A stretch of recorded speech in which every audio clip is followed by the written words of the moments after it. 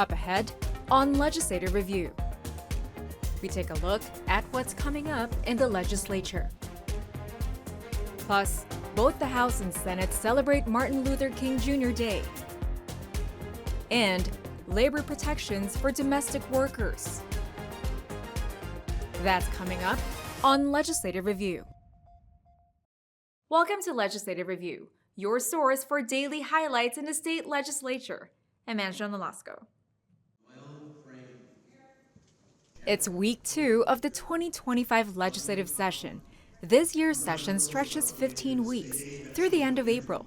Monday, January 20th is Martin Luther King Jr. Day. The legislature doesn't take holidays off and is working on Monday. Both the House and Senate are meeting in floor session to approve resolutions honoring the late civil rights leader. It's a typical week of wall-to-wall legislative committee hearings, which run from Monday morning until Friday afternoon. Some hot topics are up for public hearings this week. Monday, there is a bill to require the state to get approval from local governments and tribes before siting wind and solar farms. Tuesday, a package of bills that propose additional restrictions on purchasing and storing firearms. Wednesday, a bill to limit rent increases, previously heard by a House committee, will be up for public hearing in the Senate. Friday will see testimony on a bill to limit cities' ability to require parking as part of residential and commercial development.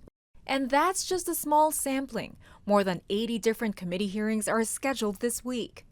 In addition to committee hearings, Wednesday, the House and Senate come together in a joint session to hear the State of the Judiciary address, which will be delivered by the new Chief Justice of the Washington State Supreme Court, Justice Deborah Stevens of Spokane.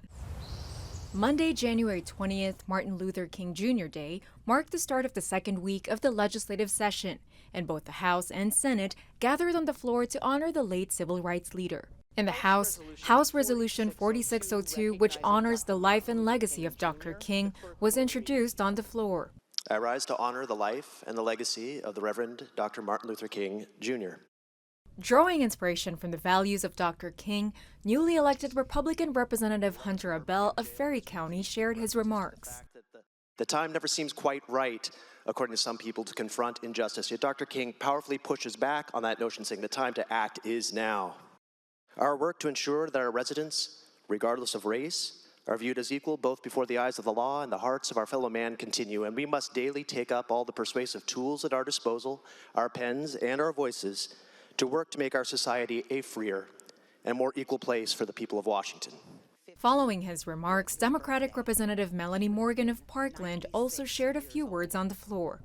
Dr. King believed in racial equality, nonviolence, and human rights for all people. He understood the interconnectedness of freedom. Madam Speaker, my question today is, how free are we if injustice is allowed to persist in any corner of our society? We cannot afford to be silent. We must act courageously. The House adopted Resolution 4602. The resolution is adopted. The Senate will now come to order. The Secretary will call the roll. Bateman. The Senate also presented their version, Resolution 8605. Democratic Senator Tawana Nobles shared her remarks by quoting the late Reverend King. Dr. King once said, "The time is always right to do what is right." Dr. King's dream is not confined to history. Her speech was followed by remarks from Republican Senator Drew McEwen. Sometimes it becomes a little cliche because we hear this often, but it's so true. Only light can drive out darkness. Only love can drive out hate. And it's right that we remember his work here today, because as a government, we can write checks, we can institute programs, we can create things to try to strive for that. But at the end of the day, if we as individuals don't have that love in our heart and a patience for understanding of different points of view and what others experience and what they feel, and if we don't have the patience and the love to really appreciate that, then how are we going to accomplish those things? And so as I look at this today, as we move forward, I'd ask that that's our challenge. The Senate, led by Lieutenant Governor Denny Heck, adopted the resolution. The ayes have it. The resolution is adopted. It was important for me to introduce this legislation on Martin Luther King Day, because for me, it is about continuing his legacy, that we can all do better when we learn and know better. The Senate Labor and Commerce Committee held a public hearing on 2 bills concerning protections and laws for domestic workers, Senate Bill 5023 and Senate Bill 5104. The first bill, Senate Bill 5023, aims to require employers to give domestic workers minimum wage and overtime pay, meal and rest breaks, a written contract with their workers, and 2 weeks' notice of termination. Democratic Senator Rebecca Saldana, prime sponsor of Senate Bill 5023, said the same workplace laws that currently exist in the state did not include domestic workers when they were written, during the time of segregation. There was still segregation. There was still not the same kind of recognition that all work deserves to be dignified with good wages and worker safety protections. Speaking in favor of the bill, Danielle Alvarado of the workers' rights organization Fair Work Center said domestic workers are experiencing wage theft, intimidation, and harassment with no accountability from their employers. Domestic work really fuels our economy and makes the rest of our work possible, and yet these workers are still excluded from the most fundamental of labor protections. Despite the fact that we pride ourselves on strong standards in our state, we have not yet addressed the harm caused by excluding this workforce, who is often immigrant women and people of color, denying them the same rights that every other worker in our state has. This bill is an important step forward to addressing those problems.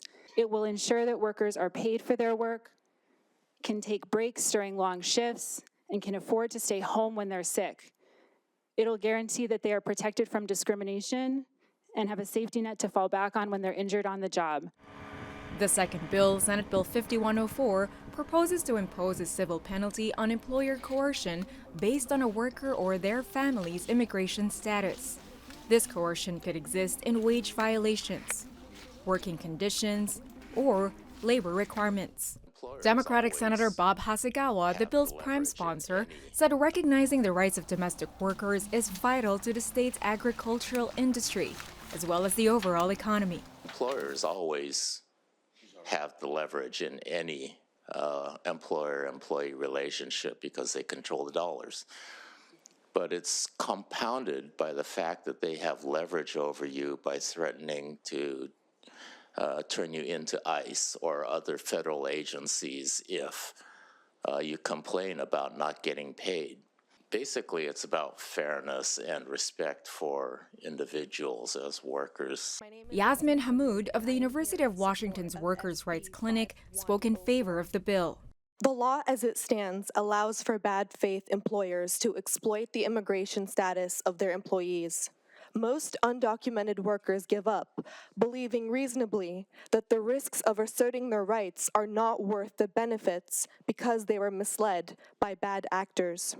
Immigrant workers are too often threatened with reports to DHS, calls to immigration, or told they cannot complain because they don't have papers. This bill is a way to create more deterrence for coercive behavior in the workplace. If passed, the bill would also require the State Department of Labor and Industries to investigate all coercion complaints filed by workers. To this, Tammy Fallon spoke on behalf of the agency. In order to assess the implementation costs and finalize a fiscal note, for example, we do need to better understand what is intended by some of these changes. So we'll continue to be interested in meeting with advocates and to better understand that. No one testified in opposition to either bill. During the hearing, various domestic workers testified urging the committee to pass both bills, citing their current lack of access to benefits, right to equal wages, and employment security amidst health problems. To watch all the hearings covered in this episode, as well as gavel-to-gavel coverage of the 2025 legislative session, visit our website at tvw.org. That's a wrap for us tonight. Stay with us throughout the legislative session, where we bring you all the top debates right here on Legislative Review. We'll see you tomorrow.